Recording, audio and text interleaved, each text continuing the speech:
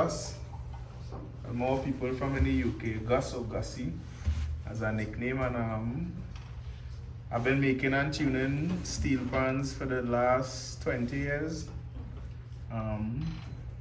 In August this year would make it 21 years. When I finished school, I did a course with Jimmy Phillips, the PanTones School Coordinating Council. It was about 40 students, and well, since then I've been tuning. I went to the course reluctantly. I didn't want to go. My teacher demanded that I go. I was like, "Miss, I don't want to do this," and she was like, "Shut your mouth." And I went reluctantly. You know how we used to do it long time. You live long from here to down the road because you don't want no part of that. There's noise and whatever. And long story short, when I went, I was amazed, and the rest was history. It was like love at first sight, and from there I keep doing other courses, and anywhere I hear pan ponging, I used to go to see what's happening. And yeah, pan has taken me from Lacana Road, Lower Santa Cruz in Trinidad, from a small village. We have nice rivers and springs and stuff. We're traveling all over the world, Japan. Like I was like, I never see Kamzi going in the airport first time. I think the first time I traveled, we went to play. I went with a group called Sadiki Sticks on Steel, and we went to play at a theme park in Pigeon Forge, Tennessee. So here I am. That was in 2006 or 7. But yeah, first time ever traveling in my life. First time going on a plane, and we going all the way to Pigeon Forge, Tennessee. See all these people. We got a picture with Dolly Parton, and they used to have like a world festival there every year, where they decide to bring the world to the people in Tennessee, because not much people would travel and go abroad. Because there was actually people there who thought that Tennessee is the world. Like they don't realize that have stuff existing outside of Tennessee, like people deep, way deep in the country and stuff. So that was a great experience, and that was all because of my involvement with the pan tuning and the craft that I didn't want to go, didn't want to attend this course. But yeah, long story short, I fell in love with it, and this is what I've been doing, as I said, for the past 20 years. And I just want to share a little bit with you guys. You can feel free to ask questions. I'll pass around 2 hammers. Is what we use for. Where the man with the hammer gone? Yeah. So you could probably pass it around. We can take a look.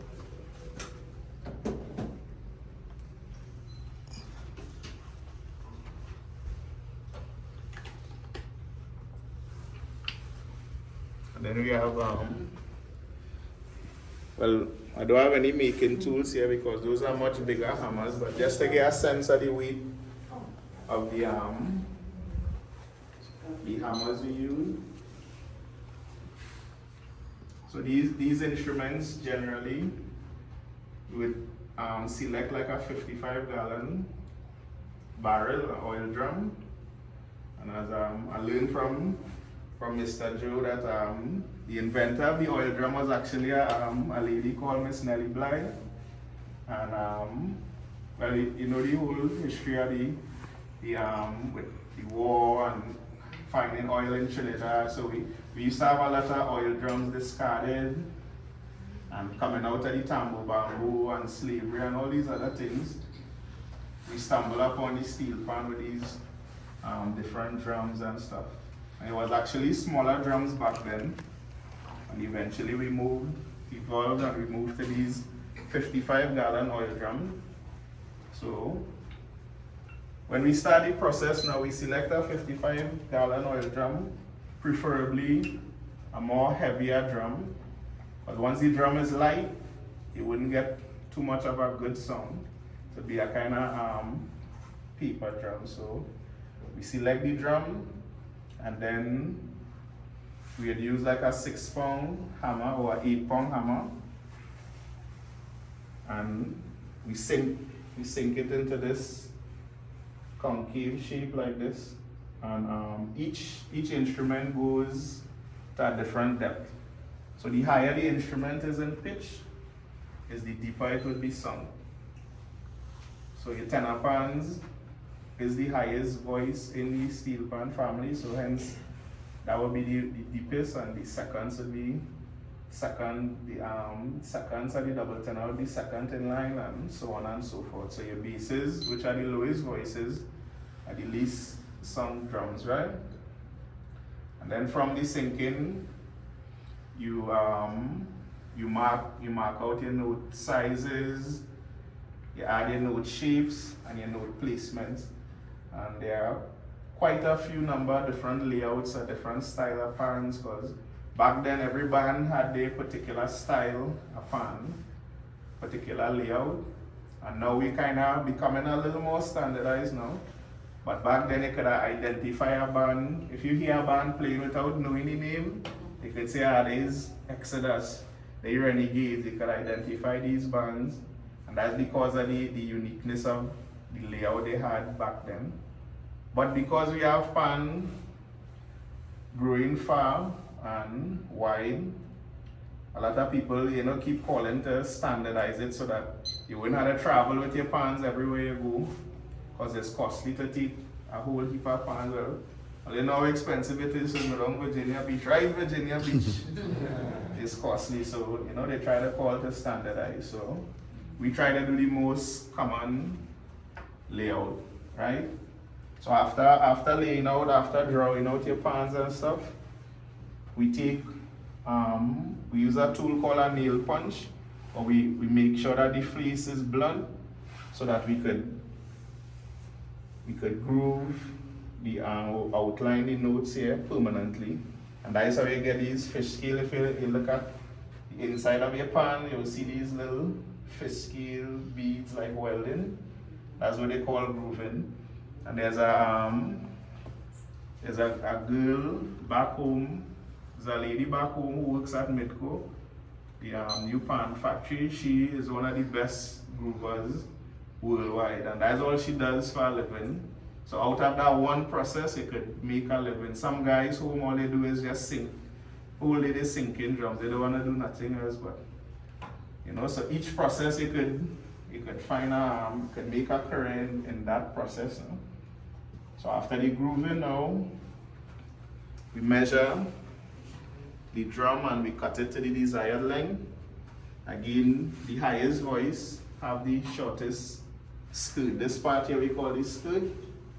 So the tenors would have the shortest skirt, and as the range of the instrument becomes lower, then the skirt becomes longer, because the skirt acts as a resonator to match up with the range of the instrument, right? And hence the reason the bass is the full length to get that deep sound. If you was to cut a bass pan short, you wouldn't get that heavy, deep sound for the low notes.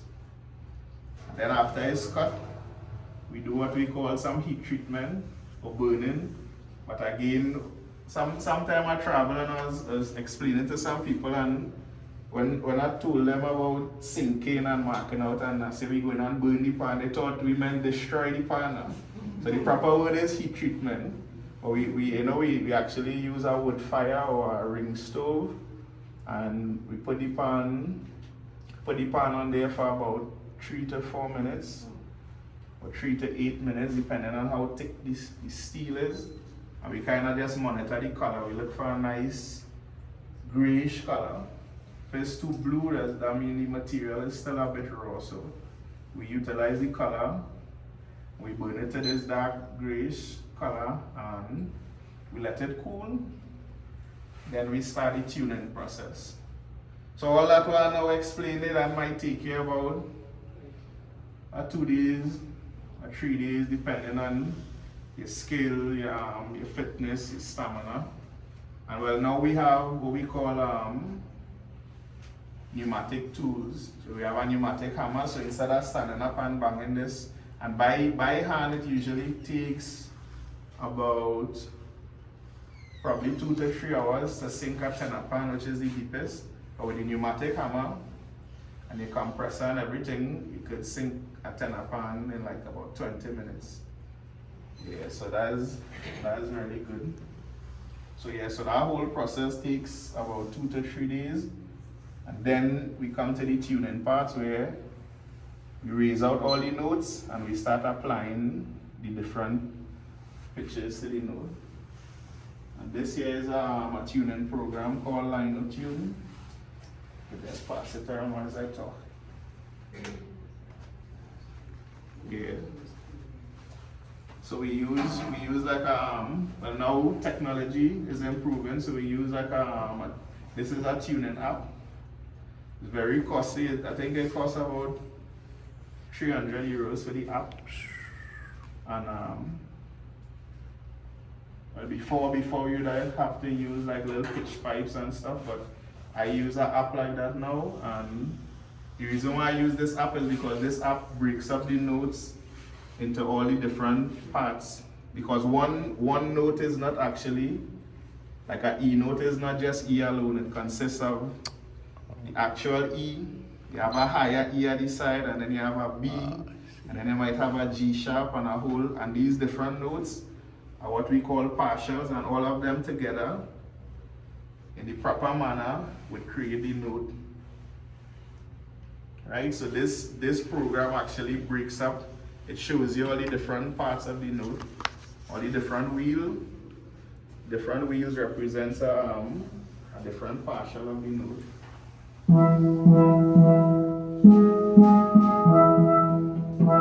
So although I'm playing E, it's not actually E alone.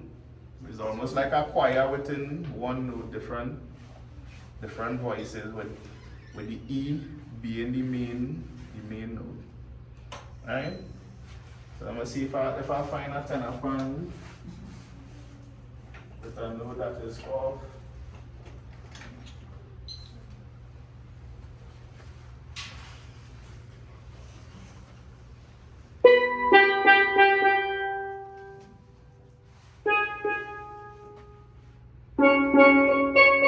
So I'd use this tenor pan. Just give an example. Because so basically you might want to come a little closer for those who want to see a little more. As the machine, I'll borrow this for a minute here. Oh, I think, did you want the app? Yeah, when it's But Just I think find a y'all tune. can come closer. yeah, it could come closer. Oh, sorry for those who not understanding. I left my American accent home today. So you'll bear with me. Yeah. So basically the whole idea of a steel pan is creating these indentations, or we creating tension around each note so that it would vibrate at a particular frequency, and that's what does create the sound, right? So I'm gonna take this note and knock it out.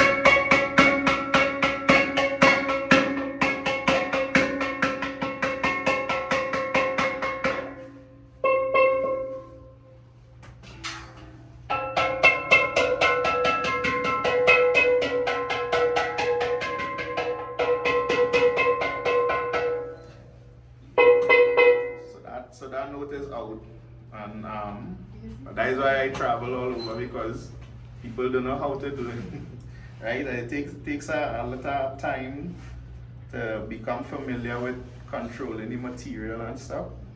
But all it is really is creating that tension. So sometimes the notes have too much attention, and sometimes it don't have enough tension so that it can vibrate. It's like a string. If you pick a string, if a guitar string don't have tension on the both ends, then you wouldn't get the string to vibrate. No? So similarly with this, but this note here, I kind of took all the tension out of it, right?